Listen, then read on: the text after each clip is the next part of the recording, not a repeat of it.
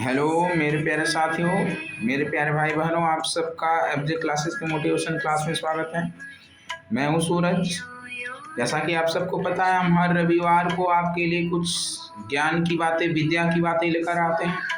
उसी कड़ी में हम आज के दिन भी आपके लिए कुछ ज्ञान और विद्या की बात लेकर आए हैं। जैसा कि हमने बहुत पहले एक पुस्तक की शुरुआत की थी, जिस पुस्तक का नाम है संजीवनी विद्या का रहस्य। भाग एक अभी हम पढ़ रहे हैं। हमने इसमें कुछ अध्यायों को पढ़ा था, लेकिन एक अध्याय पूरा करने के बाद हम उसको कंटिन्यू नहीं कर पाए थे कुछ कारणों की वजह से।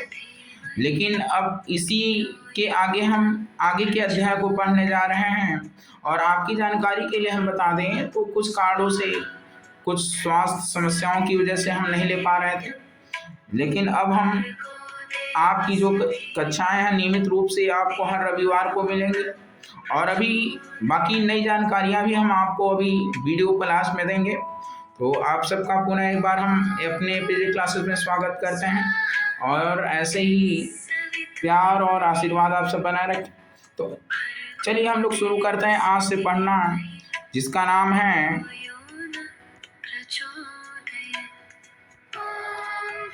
जिस टॉपिक का नाम है, देख रहे होंगे आप लोग, सर्वतोमुखी सफल जीवन की साधना। बस एक चीज़ हमने जो अभी तक देखा है, दुनिया में सबसे जो बड़ी पावर है वो अध्यात्म की पावर है। और जो व्यक्ति अध्यात्म से जुड़ जाता है तो उसका समझिए जीवन सफल और सार्थक हो गया। लेकिन जिसने बहुत धन कमा लिया लेकिन उसके जीवन में अध्यात्म का पदार्पण नहीं हुआ है, तो कहीं ना कहीं उसका जीवन सार्थक के बजाय निरर्थक बनेगा। तो हम सब अपने जीवन को सार्थक, सौभाग्यशाली बनाएं, तो इसके लिए ज़रूरी है अध्यात्म से हम परिचित हों। और अध्यात्म से परिचित होने के लिए हमारे पास ज्ञान और विद्या का होना जरूरी है। तो हम लोग उसी ज्ञान और विद्या को ले रहे हैं, जिससे हम सब अध्यात्म की सही मायने को समझ पाए, अध्यात्म असल में है क्या और उसको हमें कैसे अपने जीवन में अपनाना है, जिससे हमारा जो मानव जीवन है वो सार्थक बन पाए। तो चलिए हम लोग पढ़ना शुरू करते हैं, और मैं आपको पढ़ाने के साथ साथ समझाता भी रहूँगा, ठीक है। तो लिखा है, जीवन रथ का संचालन सही रीति से किया जाए तो इसके, देखिए क्या कहा जा रहा है, जो ये जीवन रथ है, यानी ये मानव जीवन हम मान सकते हैं क्या है, रथ है, का संचालन सही रीति से किया जाए तो इसके प्रत्येक चरण पर प्रगति और समृद्धि की, प्रसन्नता और प्रफुल्लता के आधार पर उपलब्ध होते चले जाएंगे। मनुष्य जीवन से बढ़कर सुविधाओं की संभावनाओं से भरा पूरा सौभाग्य और कुछ है ही नहीं। यानी देखा जाए तो कहा जा रहा है, मनुष्य जीवन से बढ़कर सुविधाओं की संभावनाओं से भरा पूरा सौभाग्य और कुछ है ही नहीं। आगे हम देखते हैं,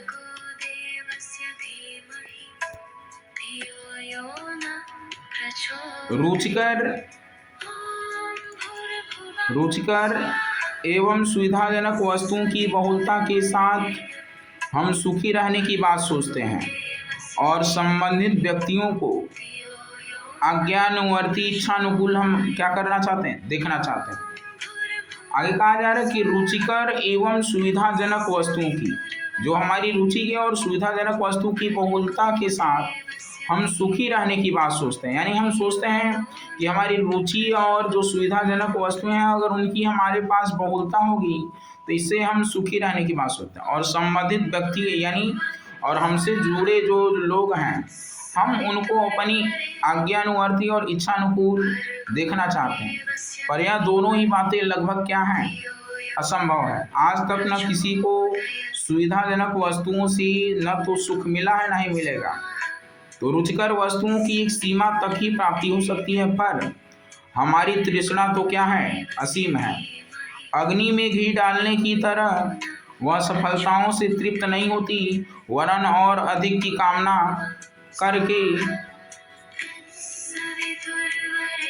अभाव और असंतोष यथावत क्या करती है, बनाए रहती है।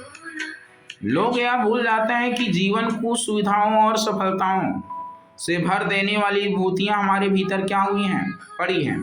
ज्यादातर लोग आज के तौर पर देखा जाता है भौतिकता का युग चल रहा है, और लोग यह असल में भी भूल जाते हैं कि जीवन को सुविधाओं और सफलताओं से भर देने वाली जो विभूतियां वो कहाँ पड़ी हैं, हमारे भीतर पड़ी हैं। लोग केवल बाहर झांकने की कोशिश करते हैं। अपने गुण कर्म और स्वभाव को परिष्कृत करके हम सच्चे अर्थों में विभूतिवान बन सकते हैं। अपने दृष्टिकोण को दूरदर्शिता और विवेकशीलता के आधार पर सुसंस्कृत बनाकर हम ऐसे व्यक्तित्व विकसित कर सकते हैं जिसके आगे अभाव विद्वेष विग्रहों की जड़ ही क्या हो जाए, कट जाए। लेकिन हम सब अपने भीतर झांकने की कोशिश नहीं करते हैं, और जो हमारे भीतर विभूतियां भरी पड़ी हैं वो सोई की सोई रह जाती हैं। हम सब बाहर तलाश करते हैं। अगर हम सब अपने गुण कर्म स्वभाव को सुधार लें तो हम विभूतिवान बन जाएंगे। आगे क्या कहा जा रहा है, प्रतिकूलताओं को अनुकूलता में बदला जा सकता है। इसके दो उपाय हैं। कैसे, कौन कौन से दो उपाय हम जरा देखते हैं। देखिए, पहला है यह है कि प्रबल पुरुषार्थ करके इच्छा अनुकूल परिस्थितियां हम प्राप्त करें। हम लोग देखते हैं कि आज भौतिक दुनिया में न जाने ऐसे कितने भी जो सामान्य से बहुत धनी में हुए हैं, तो उन्होंने परिश्रम या पुरुषार्थ किया। जो इस भी फील्ड में हम करेंगे वो तो हमें प्राप्त होगी। दूसरा यह कि उपलब्धियों और आवश्यकताओं का संतुलन मिलाकर संतोषपूर्ण जीवन निर्वाह का क्रम बना ले। इन दोनों तथ्यों का समन्वय भी किया जा सकता है। एक ओर प्रगति के लिए पुरुषार्थ और दूसरी ओर साधनों और आवश्यकताओं का संतुलन। इस प्रकार दायां बायां कदम बढ़ाते हुए प्रसन्नता भरा जीवन हम सब क्या कर सकते हैं, जी सकते हैं, और क्रमिक प्रगति से संतुष्ट रह सकते हैं। लेकिन हमारी इच्छाएं जैसे जैसे बढ़ती हैं, और यानी हमारी इच्छाओं का कभी अंत नहीं हो सकता है। इसलिए जरूरी है कि जो है उसी में हम खुश रहने की कोशिश करें और धैर्यपूर्वक आगे बढ़ने का प्रयास करें, संतोषपूर्वक जीवन जीते हुए। आगे लिखा है, भौतिकवादी दृष्टिकोण यह है कि हम सही हैं, गलती और कमी बाहर है। आज भौतिकवादी दृष्टिकोण ये मानता है कि हम तो क्या है, सही है, गलती और कमी दूसरों में है, बाहर है, लेकिन हमारे भीतर नहीं। लोगों को, परिस्थितियों को हमारे अनुकूल बनना चाहिए, लोग बदलना नहीं चाहते। इसके विपरीत अध्यात्मवादी दृष्टिकोण है कि हमारे प्रयत्न, पुरुषार्थों की स्वभाव और चिंतन की त्रुटियों से गुत्थियां सुलझती हैं और समस्याएं उत्पन्न होती हैं और विपन्न विपरीतताएं सामने आ खड़ी होती हैं। अस्तु व्यक्तियों और परिस्थितियों को सुधारने के साथ साथ अपनी दुर्बलताओं, विकृतियों और विसंगतियों को सुधारने पर जुट जाना चाहिए। आगे हम लोग देखते हैं, हम ही सर्वथा यही है, यह मानना अत्यंत क्या है, हानिकारक, अवांछनीय, अवास्तविक और पाखंडपूर्ण है। जितनी कमियां हम दूसरों में सोचते हैं, शायद उससे अधिक दूसरे हमारे संबंध में सोचते हैं। दोनों पक्ष अपनी अपनी बात पर अड़े रहें और विपरीत मान्यताएं बनाए रहें तो मिलन समन्वय का कभी अवसर ही ना आवेगा और खाई चौड़ी होती जाएगी। यह बात अभी साधनों के संबंध में है। जिस स्तर की जितनी मात्रा में वस्तुएं हमें अभीष्ट हैं, वे इच्छा मात्र से तो नहीं मिल जाती। सामयिक परिस्थितियों का हमारे स्तर और प्रयत्न का भी बहुत कुछ आधार उपलब्धियों के साथ जुड़ा रहता है।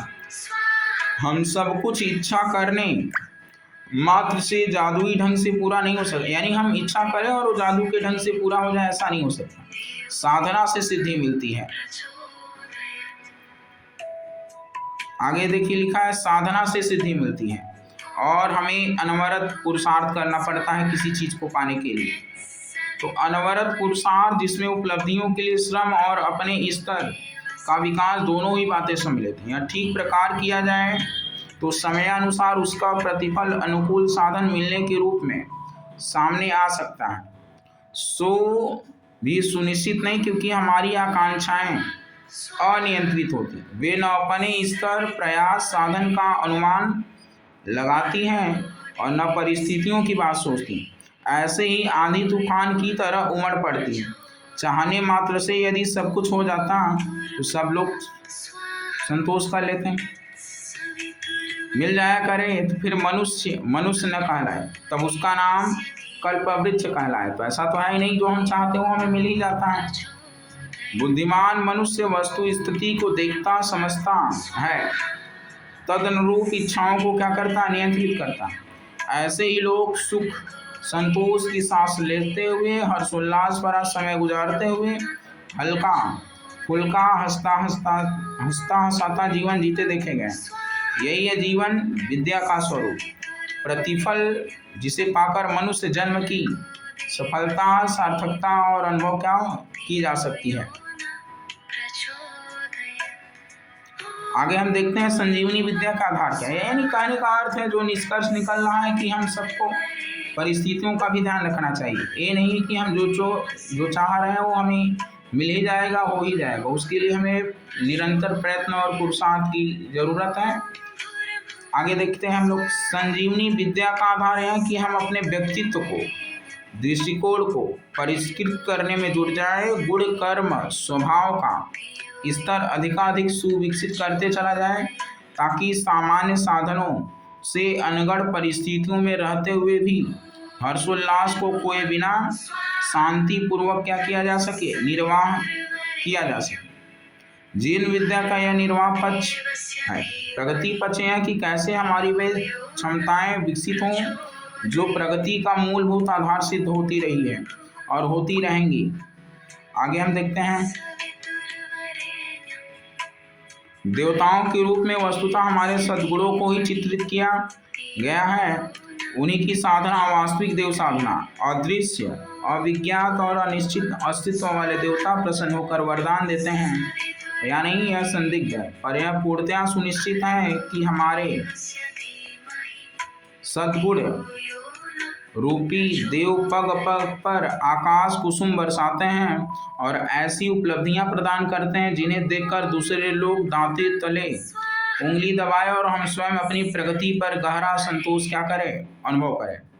तो जीवन के अनेक पहलू हैं जिनमें मन स्थिति को संतुलित बनाना सर्वप्रथम है।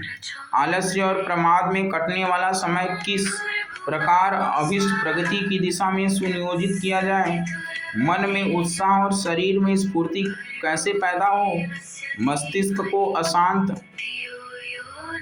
बनाए रखने वाले उद्योगों से कैसे छुटकारा मिले, चिंता, भय, निराशा, आशंका, रोष, असंतोष जैसे मनोविकारों से छुटकारा पाकर निर्भय निश्चिंता की मन स्थिति कैसे संभव, टूटे मनोबल को शौर्य साहस भरा कैसे बनाया जाए, अकारण तुनकने, खींचने, चिड़चिड़ाने और आवेश आक्रोश में भर जाने की अपनों को और दूसरों को जलाने वाली आग्नेय आदत से कैसे पिंड छूटे, किसी भी काम में जमकर चित्त न लगने, निरंतर बंदर की सी उछल कूद करने वाली चंचल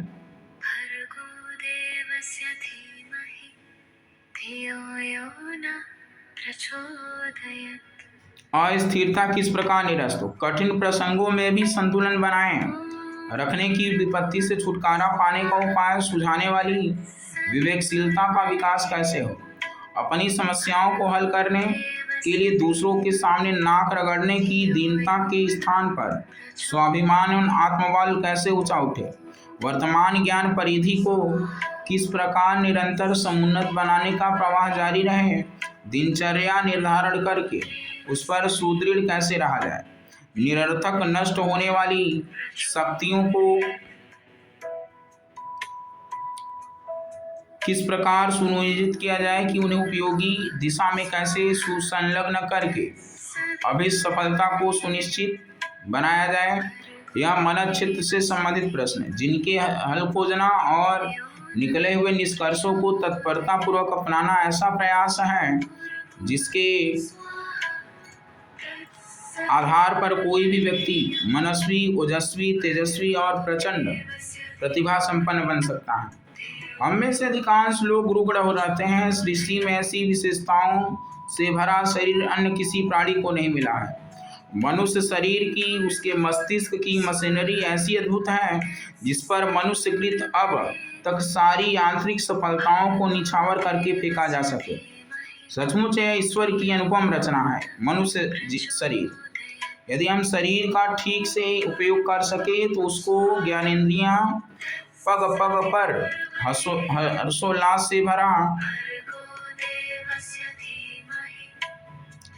पूरा रख सकती हैं और कर्मेंद्रियां समृद्धि के अनुदान दे सकती हैं जिन पर कुबेर और इंद्र को भी ईर्ष्या करनी पड़े। सचमुच मनुष्य अद्भुत है, अनुपम है, असाधारण है, अभिनव है।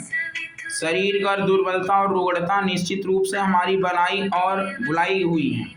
मनुष्य बंधनों में जकड़े हुए पशु पक्षियों को छोड़कर उन्मुक्त प्रकृति की गोद में खेलने वाले वन्य प्राणियों में से कोई भी बीमार नहीं पड़ता। मौत और बुढ़ापा तो सबको आता है, पर प्रकृति पुत्र प्राणियों को रुग्णता नहीं सताती।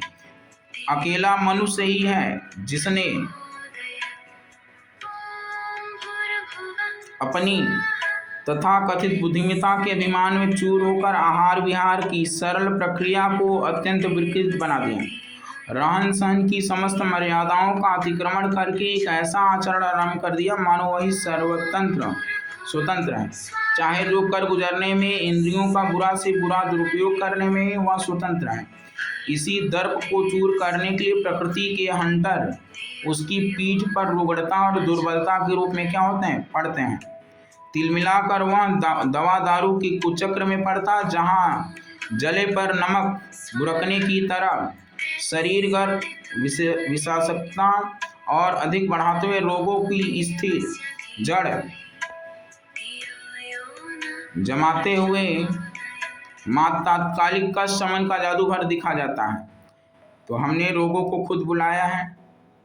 आगे लिखा है, स्वास्थ्य का संरक्षण, संवर्धन, स्थिरीकरण मनुष्य जीवन की एक महती आवश्यकता। इसके बिना कुछ पाना, कमाना, भोगना तो दूर, हर घड़ी रोते कराहते घर वालों को दुखी बनाते, दवा दारू के खर्च सहते भारभूत जिंदगी जीनी पड़ती। इस नारकी स्थिति से उबरने की चाबी मनुष्य के अपने ही हाथ में है। दूसरा कोई, यहाँ तक कि हकीम, डॉक्टर, जादू यंत्र वाले भी अस्वस्थता निवारण में कुछ सहायता नहीं कर सकते। खान पान, आहार विहार, रहन सहन में अवांछनीय अप्रैतिकता की जो भरमार हो गई है, उसमें आमूलचूल परिवर्तन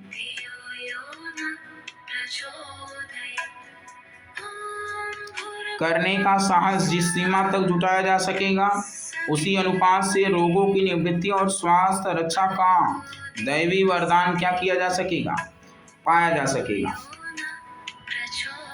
आगे क्या कहा है, हम जो खाते हैं तो बहुत कुछ है, स्वाद भी विधि लेते हैं और व्यंजन पकवानों से विविधता में भी खूब रस लेते हैं। इस स्वाद लिप्सा पर पैसा और समय भी कम खर्च नहीं होता, पर शरीर को शक्ति सामर्थ्य देने, उसे हरा भरा बनाए रखने के लिए क्या, कितना, कब और कैसे खाया जाए, इस संबंध में पूर्णतया अनाड़ी होते हैं। न खाने योग्य खाते हैं और न खाने योग्य फेंकते हैं। कौरवों को, पांडवों को एक घर में जल में थल और थल में जल दिखा था और उन्हें द्रौपदी द्वारा अंधे ही होते हैं कहा जा रहा है। व्यंग का उपहास सहना पड़ा था। वह पौराणिक कथा है, पर हमारे आहार व्यवहार में यह घटना सर्वथा सही सिद्ध होती है। हर कार्य उल्टा, हर आदत उल्टी। कालिदास के आरंभिक जीवन की यह घटना प्रसिद्ध। वे जिस डाली पर बैठे थे उसी डाली को क्या कर रहे थे, काट रहे थे, पीछे को गिरे और घायल हो गए। हम आज के पूरे पक्के कालिदास हैं। हम सब जिस शरीर रूपी पेड़ से हमें विविध सुख सुविधाओं का उपार्जन करना, यानी शरीर को यहाँ वृक्ष मानना है, उसी को विकृत आदतों के शिकार होकर बेतरह काटते हैं। पीछे जब बीमारियां घेरती हैं तो देवी देवताओं से लेकर दुर्भाग्य तक को क्या करते हैं, हम सब कोसते हैं। इस आत्म प्रवंचना का नशा पीकर थोड़ा चैन संतोष मिल सकता है, पर गुत्थी तो जहाँ की तहाँ उलझी पड़ी रहेगी। हमें चारपाई पलिटा देने वाले तीव्र रोगों के शिकार न सही, आए दिन कष्ट देने वाले जुकाम, कब्ज, सिर दर्द, अनिद्रा, बेचैनी जैसे रोग तो निरंतर बने ही रहते हैं। वे तो अब सभ्यता के क्या बन गए हैं, अंग भी बन गए और बड़े आदमियों के लिए फैशन जैसी एक आजकल जैसे सिर दर्द होना भी एक सभ्यता का अंग बन गया है। एक आवश्यकता मानी जाने लगी है कि जो लोग ज़्यादा व्यस्त हो तो उनका सर दर्द न हुआ तो किस बात की व्यस्त है। इस दुर्भाग्यपूर्ण विडंबना से छुटकारा कैसे पाया जाए, इसका अत्यंत सरल किंतु अत्यंत कठिन, अत्यंत स्पष्ट किंतु अत्यंत रहस्यमय मार्ग जिसे हर जीने वाले को अनिवार्य रूप से जानना चाहिए। घर परिवार मनुष्य को मिला हुआ एक सुरम्य उद्यान उपवन है। उसमें आनंद और उल्लास के फल फूल हर घड़ी उपलब्ध रहने चाहिए। आगे कहा जा रहा है, घर परिवार मनुष्य को मिला हुआ एक सुरम्य उद्यान उपवन है। उसमें आनंद और उल्लास के फल फूल हर घड़ी उपलब्ध रहने चाहिए। उसकी शोभा सुषमा से, सुगंध सुंदरता से मन में हर समय आनंद उल्लास की गुदगुदी उठनी चाहिए। परिवार एक छोटा सा किंतु समूचा राष्ट्र है, ऐसा मानना चाहिए हम सबको। समाज है, उसे बुद्धिमानी और दूरदर्शिता के साथ चलाया जाए तो हम कुशल राष्ट्रपति लोकनायक सिद्ध हो सकते हैं। इस छोटी सी प्रयोगशाला में ऐसे आविष्कार किए जा सकते हैं, ऐसे प्रतिफल प्राप्त किए जा सकते हैं जिनसे अपना मन प्रमुदित रहे और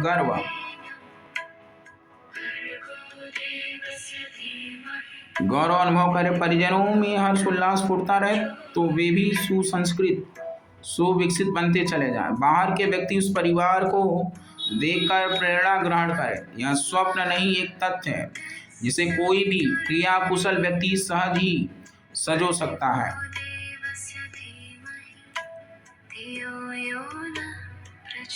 आगे,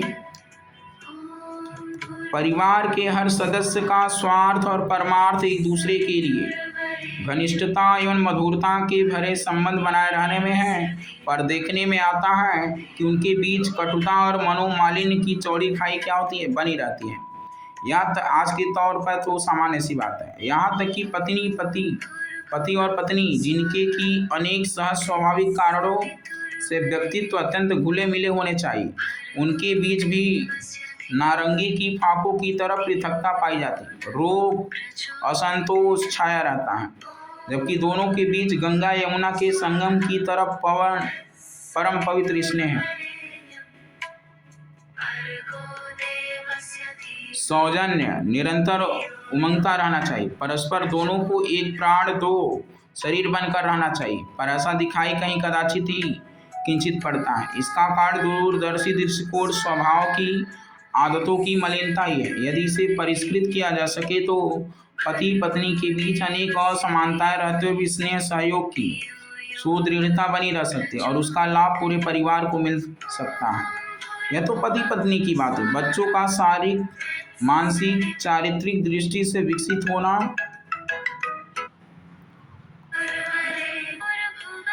कहा जा रहा वयोवृद्ध का संतोष, संयुक्त परिवार के अनेक वयस्क अवयस्कों का समन्वय संतुलन अपने आप में बहुत बड़ा काम है, जिससे परिवार का अध्यक्ष अथवा उसका प्रभावशाली सदस्य सुव्यवस्थित बनाए रहने में आसानी से सफल हो सकता है। घर की आर्थिक स्थिति, शोभा सज्जा, स्वच्छता व्यवस्था इस बात पर निर्भर है कि परिवार का प्रत्येक सदस्य अपना कर्तव्य और उत्तरदायित्व समझे और उसे ठीक तरह निभाए। इसके लिए उन्हें निरंतर प्रशिक्षित करने और जागरूक रखने की आवश्यकता पड़ती है। यह कार्य झल्लाने से नहीं वरन अत्यंत मधुर, मृदुल और सहज स्वाभाविक रीति नीति से ही हो सकता है। इसके लिए एक आचार संहिता होनी चाहिए। परिपाटी जिसमें बंद कर हर परिजन को अनुशासन और कर्तव्य की दूरी पर घूमते रहने का अभ्यास होना चाहिए। यह कार्य सहज है, कठिन वे कार्य दिखते हैं जो अभ्यास में नहीं आते। जब इस प्रयोग को अपनाने के लिए उतारा जाए तो प्रतीत होगा कि यह सब कुछ कितना सरल, सुखद और स्वाभाविक है। कहा जा चुका है कि परिवार संचालन, राष्ट्र संचालन, समाज संरचना, उद्यान विकास जैसी कठिन किंतु अधिक से अधिक विनोद प्रमोद से भरा हुआ बहुत ही हल्का फुल्का काम है। इस प्रयास में खाद पानी देने से लेकर नोचने उखाड़ने काट छाँट करने तक के अगणित उतार चढ़ाव और क्रिया कौशल सम्मिलित हैं। राजनेता, लोकनायक, मनोवैज्ञानिक, व्यवस्थापक, प्रशासक, चिकित्सक, संत और न्यायाधीश के समस्त गुणों का समन्वय परिवार के सफल संचालन में अभिष्ट होता है। जिन्हें इसका ज्ञान है उन्हीं को परिवार बसाना चाहिए, अन्यथा अनाड़ी कारखानेदार जिस प्रकार दुर्घटनाएं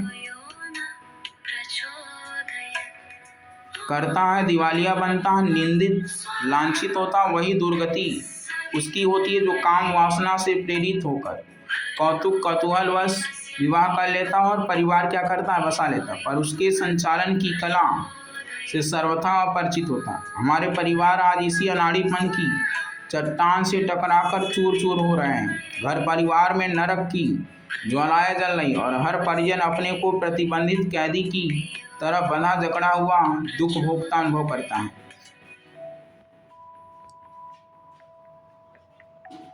जिन्होंने अभी नया परिवार नहीं बसा उन्हें भी वर्तमान परिवार के प्रति अपनी वफादारी जिम्मेदारी तो निभानी ही चाहिए। व्यक्ति और समाज के बीच एक महत्वपूर्ण कड़ी ही परिवार है। उसे संतुलित रखने से घर के सदस्यों के व्यक्तित्व निखरेंगे और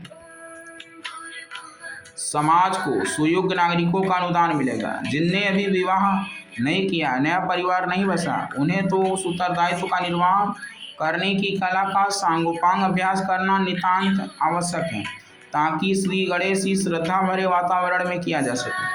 जिनके परिवार बन गए हैं, जो किसी परिवार के सदस्य हैं, उन्हें भी यह जीवन कला जाननी चाहिए, ताकि वे नरक को स्वर्ग में, अवगति को प्रगति में, असंतोष को स्नेह सहयोग में बदलने की कुछ कहने योग्य सफलता प्राप्ति की जा सके। जीवन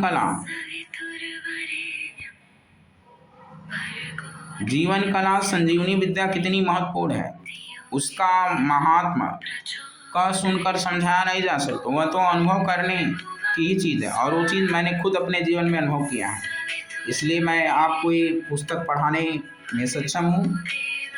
और आगे कहा जा रहा है, जिसे हर आस्तिक नास्तिक को, हर शिक्षित अशिक्षित को, हर नर नारी को, हर संत संप्रदाय को सीखना समझना ही चाहिए। इस शिक्षा के आधार पर हमारे शरीर, मन और परिवार उस स्थिति में पहुंच सकते हैं जिसे धरती पर स्वर्ग का अवतरण कहा जा सके।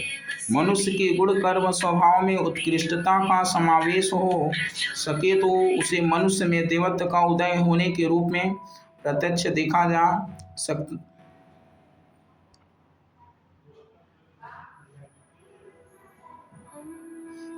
है। यह विषाद मानव जीवन के लिए दैवी वरदान से कम उपलब्धि नहीं है। जीवन कला वस्तुतः मनुष्य जीवन की सफलता का, सरसता का सर्वोच्च सोपान है।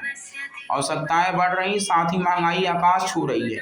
ऐसी दशा में जनसाधारण का अर्थ संतुलन क्या हो रहा है, बिगड़ रहा है। पैसे की तंगी हर व्यक्ति अनुभव करता है। इतने पर भी यह कहा जा सकता है कि इस तंगी के लिए हमें अपने को सर्वथा निर्दोष नहीं मान सकते। यदि अपनी अर्थव्यवस्था के आय और व्यय के स्रोतों पर पुनर्विचार करें तो स्थिति में आशाजनक परिवर्तन हो सकता है। यानी आय के अनुसार ही हमें खर्च करना चाहिए। बचे हुए समय का घर के वयस्क लोग उपार्जन के लिए उपयोग करें और उपार्जन का कला कौशल सीखें। श्रम से व्यापार करने की आदत डालें। अधिक आजीविका देने वाले कार्यों को तलाश करते रहें और अपनी उपार्जन योग्यता बढ़ाते रहें। तो कोई कारण नहीं कि उन सामूहिक प्रयत्नों से अधिक उपार्जन में योगदान न मिले। अपने देश में केवल 1-2 व्यक्ति ही कमाते हैं और शेष सारा परिवार बैठकर क्या करता है, खाता है। जो असमर्थ वे न कमाए सो ठीक है, पर यह बुरा है कि काम करने में बेइज्जती समझी जाए और ठाले बैठे रहते हैं, यानी खाली बैठे रहते हुए श्रम से जी चुराया जाए। इस बुरी आदत से ने ही अपने देश को दरिद्र बनाया है। उद्यमी, पुरुषार्थी, परिश्रमी और कमाऊ बनने की आदत समस्त परिवार में उत्पन्न करनी चाहिए। दूसरी ओर मितव्ययिता की बात सोचनी चाहिए। असावधानी से और अनावश्यक चीज़ों में नशेबाजी जैसी बुरी आदतों में हमारा ढेरों धन नष्ट होता है। यदि अनावश्यक को छोड़ने और आवश्यक मदों में खर्च बढ़ाने की बात नए सिरे से सोची जाए तो वर्तमान मदों में भारी हेरफेर करने की आवश्यकता प्रतीत होगी। बजट बनाकर चला जाए, आमदनी और खर्च का आवश्यक अनावश्यक का ध्यान रखते हुए किस मद में कितना खर्च किया जाए इसका संतुलन बनाया जाए तो कम आमदनी के लोग भी एक उपयोगी व्यवस्था बना सकते हैं और इस आधार पर कम आमदनी होते हुए भी प्रसन्नता और संतोष का जीवन जी सकते हैं। इन मोटी बातों को सिद्धांततः सभी लोग जानते हैं, पर ऐसे बहुत कम है जो साहसपूर्वक इन अभ्यस्त सिद्धांतों के वर्तमान ढर्रे को पलटकर फिर से एक नई अर्थनीति निर्धारित कर सके और नया अभ्यास चालू कर सके। जीवन जीने की विद्या के अंतर्गत इस संदर्भ में शुभारंभ से लेकर उसके क्रमिक विकास की प्रक्रिया उदाहरण देकर समझाने का प्रयत्न किया जाना है ताकि आर्थिक तंगी से ऋणग्रस्तता से छुटकारा पाने का नैतिक एवं बुद्धि संगत और व्यवहारिक मार्ग प्राप्त किया जा सके। बाल बुद्धि के उपहासापद उपाय तो सट्टा, लॉटरी, जुआ, चोरी से लेकर भाग्योदय, गड़ा खजाना मिलने और लक्ष्मी देवी को सिद्ध करने जैसे अनेकानेक है, पर उनसे निरर्थक समय नष्ट होता है और निराशा ही हाथ लगती। मंजिल तो दो पैरों से ही चली जाती है। उड़ाने और कूदाने में मधुर तो लगती है पर व्यवहारिक नहीं है।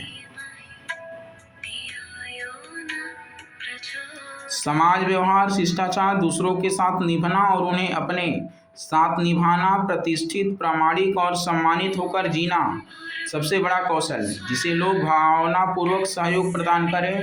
जो लोगों को सहयोग देकर अपनी गरिमा गर्व का अनुभव कर सके वह सफल कलाकार है। जिसने हंसना सीखा और हंसाना सिखाया उसका गौरव किसी संपत्तिवान से कम नहीं।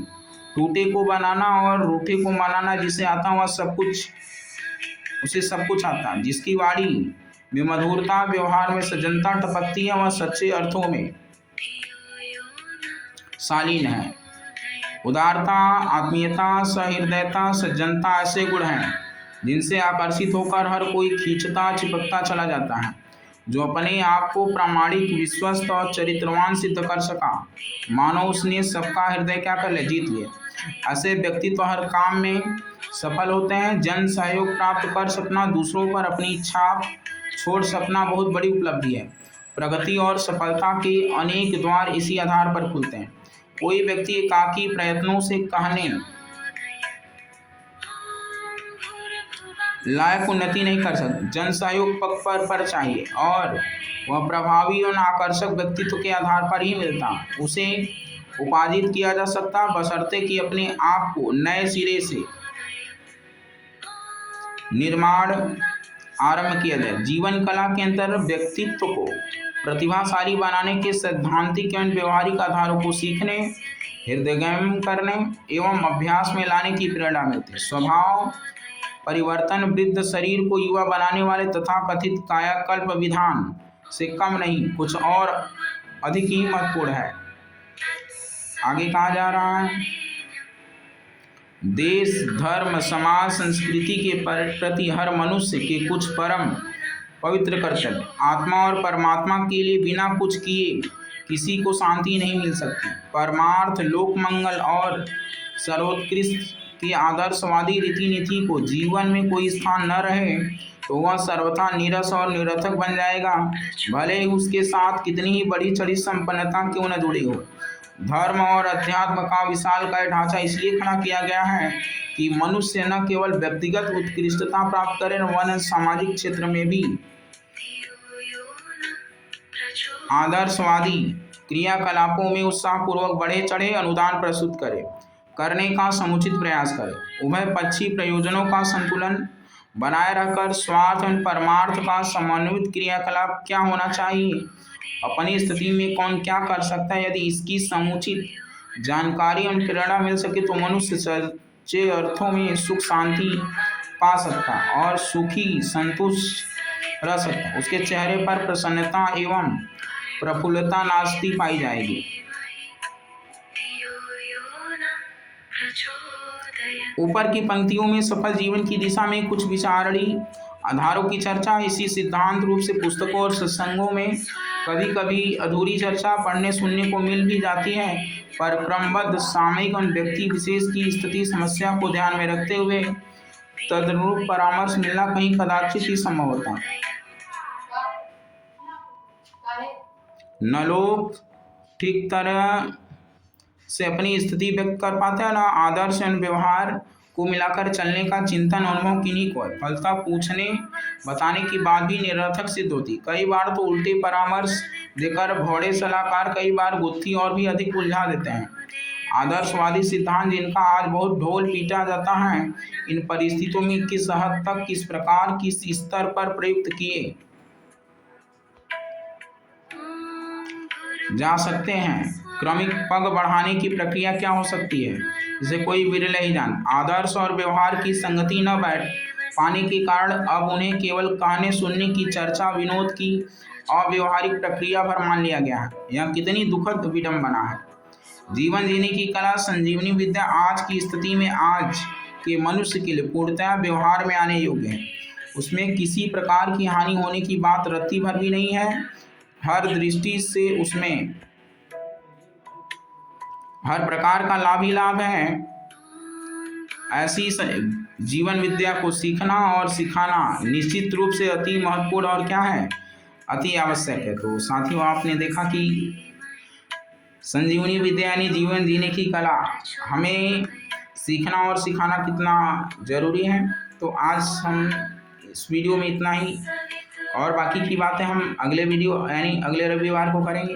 तो अच्छा लगे तो ज़रूर दूसरों को भी शेयर करना है, लाइक करना है, और जिन लोगों ने अभी तक चैनल को सब्सक्राइब नहीं किया वो ज़रूर चैनल को सब्सक्राइब करें। धन्यवाद।